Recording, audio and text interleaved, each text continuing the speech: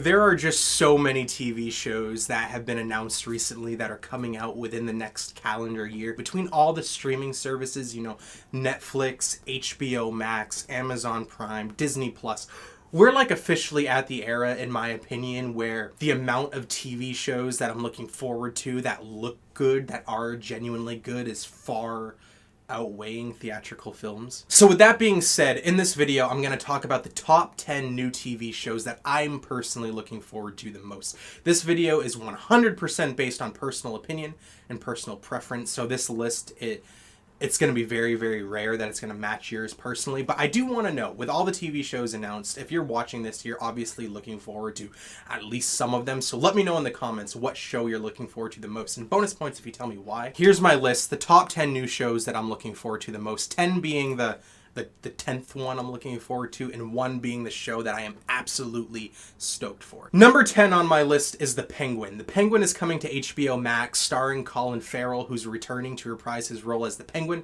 from Robert Pattinson's The Batman. The Batman is arguably my favorite film of the year so far. I absolutely love that movie. Though, and before I get into it, Colin Farrell playing the Penguin was phenomenal, but I'm not that interested in him as a character being the main character of his own thing. I'm not personally interested in the Penguin on his own. I'm not that interested in underground crime of Gotham City. I know a lot of people are.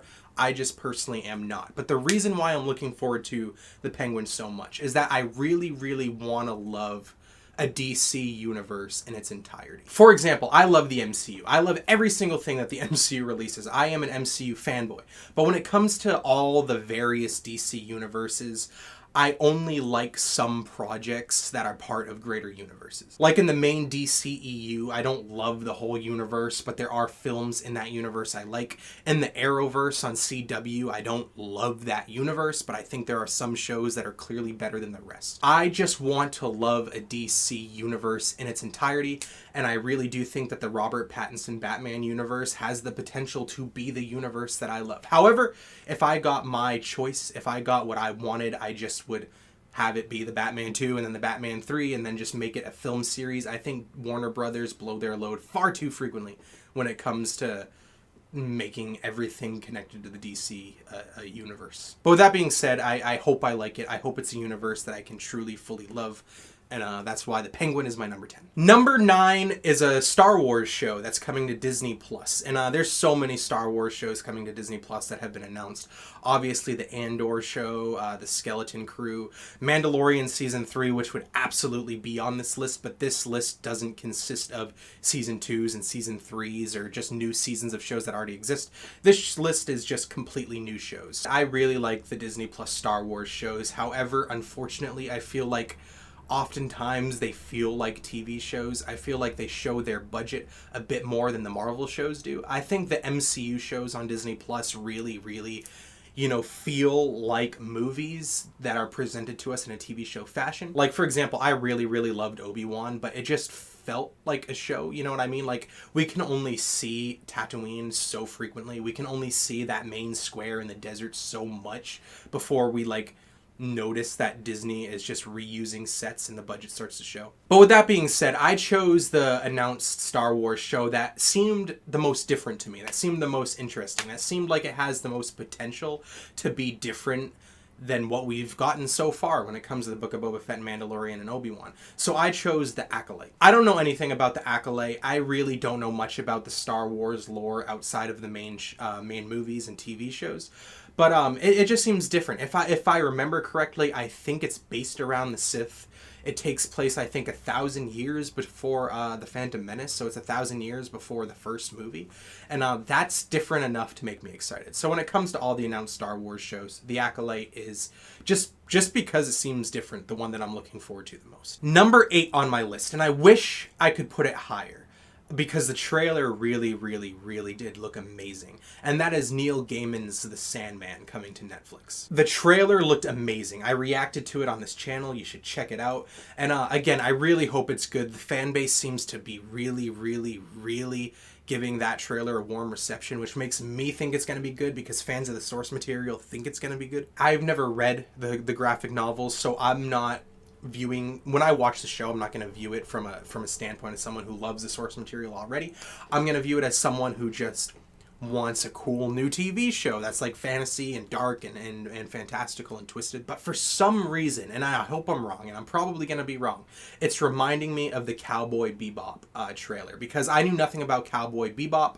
I don't read that type of stuff. I don't watch that type of stuff, so I didn't know the source material. But I remember thinking that the trailer for the Netflix live-action show looked amazing. I thought it looked really, really good, and I thought it had the potential to be one of the best new shows. And what happened to that? It got canceled after one season very quickly. The show looked pretty, but it felt hollow. It felt a bit soulless. And I'm not saying the Sandman is going to do that. I'm definitely not saying that. I really, really hope I'm wrong, and I think I probably will be wrong. But in the back of my mind, my brain is just saying, remember Cowboy Bebop, remember that. And so I hope Sandman is good. I think Sandman's going to be great. I bet it's going to be one of the best new shows, like I thought Cowboy Bebop was going to be. But the reason it's not higher is because, one, I'm not a fan of the source material going into it, so I'm not that hyped for it. And two, again, just learning from history and being reserved. Number 7 on my list, and this is going to surprise people that are fans of this channel if you've watched a lot of my videos.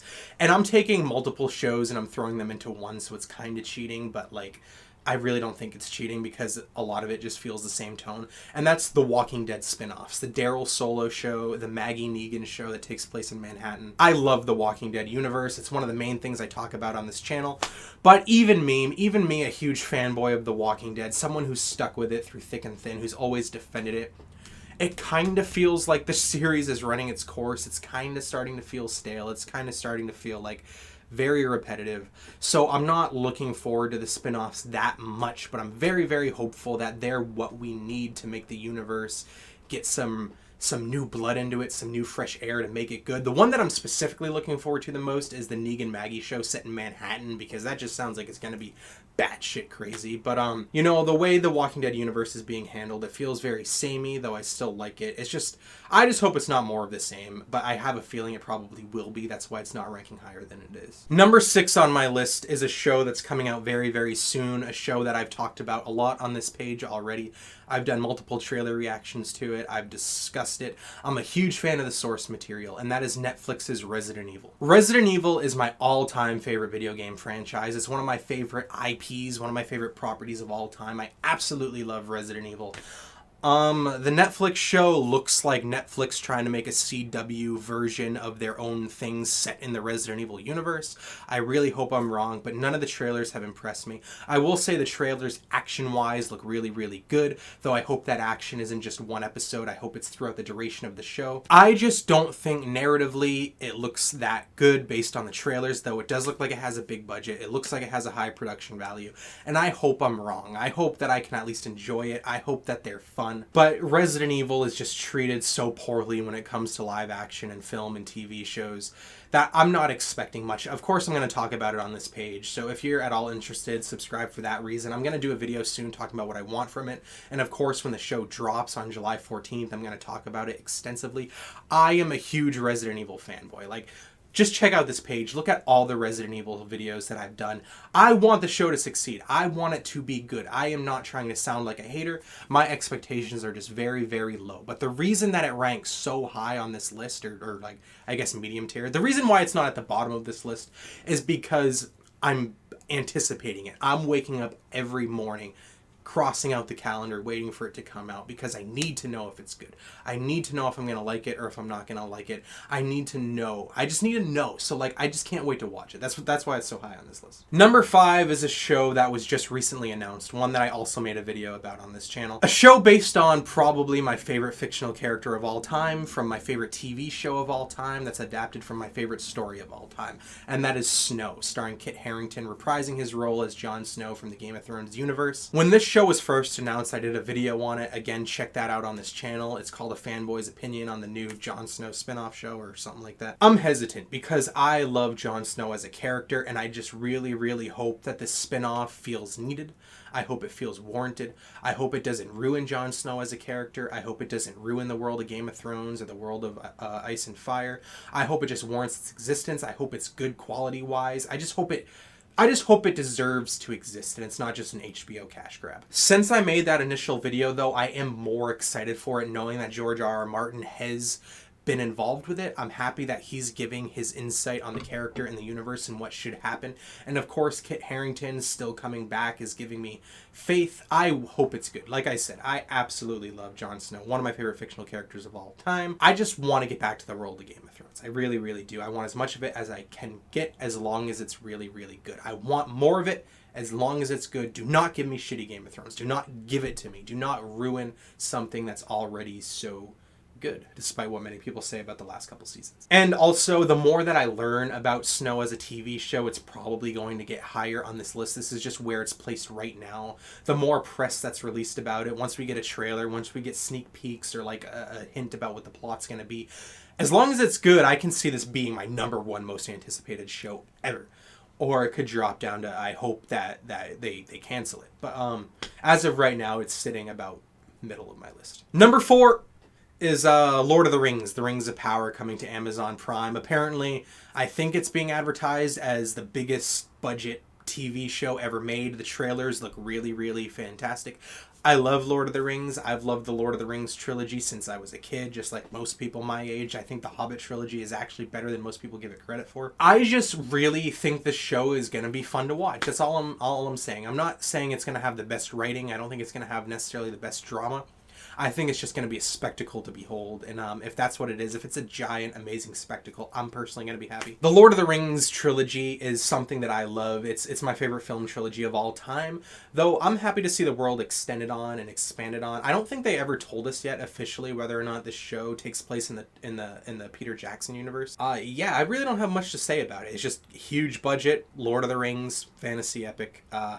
I'm not going to doubt it until I see it. #3 on my list is a show that is like, it's not cheating putting it on this list because it has been announced. It has actually been finally, officially announced, though we haven't gotten any posters for it, any trailers for it, any sneak peeks about it, anything like that. But that is the Disney Plus revival of Daredevil. Yes, Netflix's Daredevil starring Charlie Cox is one of my favorite TV shows of all time. Of course, I was heartbroken when Netflix canceled it, but I was like almost in tears when Charlie Cox appeared in Spider-Man No Way Home.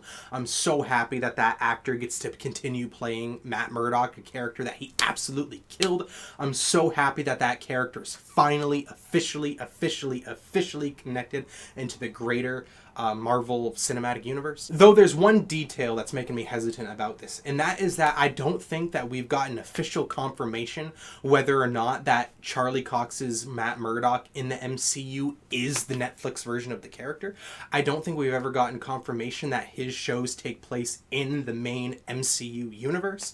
And I don't think we've gotten confirmation that the new revival is essentially going to be season 4 of Daredevil, but like rebooted plot-wise. I don't think we've gotten confirmation about that, so it's still a possibility that Netflix's Matt Murdock is just a variant, and the new version is going to be like a different version of Matt Murdock, which I would be less happy with that, but still Charlie Cox reprising the role is enough to make this very high on my list. #2 on my list is a show that's coming out very, very soon, and every single trailer that comes out for it, every single sneak peek picture that we get, every single interview that one of the cast gives makes me more and more hyped, and that is House of the Dragon, coming out to HBO Max. House of the Dragon is a prequel to Game of Thrones coming to HBO Max, and that's pretty much all I have to say. Based on the trailers, based on everything that I've seen, it looks like it's going to rival Game of Thrones in terms of actual production quality. It looks like it's going to mimic the tone of Game of Thrones, which I really, really, really like, and I'm very, very thankful for. It's going to be its own standalone show with all new characters, all new plots, probably some new settings or alternate versions of settings that we've already seen, because again, it takes place hundreds of years before. But it looks like it's at least going to fit perfectly within the greater Game of Thrones universe that the original show set the foundation to build. And I just cannot wait for it, as long as it nails the character drama, as long as it nails the character development, as long as it nails the universe. And that's a big thing for me, is that Game of Thrones set up a very amazing universe, arguably the best fictional universe to exist in a TV show. And House of the Dragon just better respect what came before it and like make its show fit within the world that we already know and not try to change it too much. But anyway, House of the Dragon is my #2. I absolutely cannot wait for it. I'm going to talk about it on this channel, so subscribe if you want to see me talk about it. #1 on my list, I have a feeling I might get hate for, or I might get support for, I'm not sure, but it's another show coming to HBO, and it's another adaptation of a video game series that I absolutely love, and that is HBO's The Last of Us. The Last of Us Part 1 is one of my favorite video games of all time. Narratively, it is absolutely amazing. Last of Us Part 2, I wasn't a huge fan of in terms of gameplay. I thought it had amazing gameplay. I thought it had an amazing plot, amazing character development. Thematically, Last of Us Part 2 is just beautiful and somber and heartbreaking. The whole series so far is just absolutely one of the best pieces of drama ever, one of the best video game properties of all time, and just from a purely narrative perspective, one of the most complicated yet human, complex yet simple stories ever told. And HBO getting their hands on the rights for it, I think, is the best choice. Like, if they came to me and said, who would you want to make the Last of Us TV show, I would say HBO, no questions asked. If anyone's going to do it properly, it's going to be HBO. And the fact that Neil Druckmann, the guy who directed the actual games and wrote them, is still involved with the TV show gives me even more hope. I think Pedro Pascal is arguably the best choice for Joel that they could have gotten. I think he has the emotional range to hit on everything Joel needs to hit as a character. Of course, I'm very hesitant. Of course, I'm like, I am. I'm not going to lie to you. Because The Last of Us is amazing as it is. And HBO, they could destroy it. You know what I mean? They could ruin it. They could wreck it. They could make it go in certain ways that ruin the source material. And I already know a huge portion of the gamer fan base and just gamers in general really did not like how the second story played out narratively. And I'm not saying that their opinions are invalid, because they're not. I personally just did not mind where that story went. And if they get to Last of Us Part 2 in the HBO TV show, I'm going to be even more critical of that than I am of them adapting the first game. Anyway, I know I sound like a rambling madman. It's just when I think about the Last of Us TV show coming to HBO, my mind gets cluttery. You know what I mean? My mind starts racing because I'm so hyped for it, but I'm so nervous about it. I'm so worried about it, but I have a feeling, I truly, truly believe if done properly, it has potential to be the greatest TV show ever made. I truly, truly, truly believe that. But my expectations are so high that I'm only setting myself up to crash and crash hard, and I'm aware of that. So yeah, I see this bullet coming towards my head ever so slowly. And eventually it's either going to strike me in the forehead or it's going to whip past my head whenever the show is released. And now I just wait for about a year to see which one it is. Anyway, that's my list. That's the top 10 new TV shows that I'm looking forward to. Which show are you looking forward to the most? Like I said, let me know in the comments. And if you like this video, consider subscribing. What did you think of my list? Am I absolutely insane? Do you agree with me? Do you agree with me a little bit, but disagree with me mostly, or vice versa? Let me know. And also consider subscribing to this page if you like TV show discussions, trailer reactions, movie discussions, video game discussions, just vlogs, you know, me talking about physical media, 4K collection, Blu-ray collection, video game collections, that sort of thing. Thank you for watching if you've watched this far, and yeah, so much good stuff coming out. TV show overload.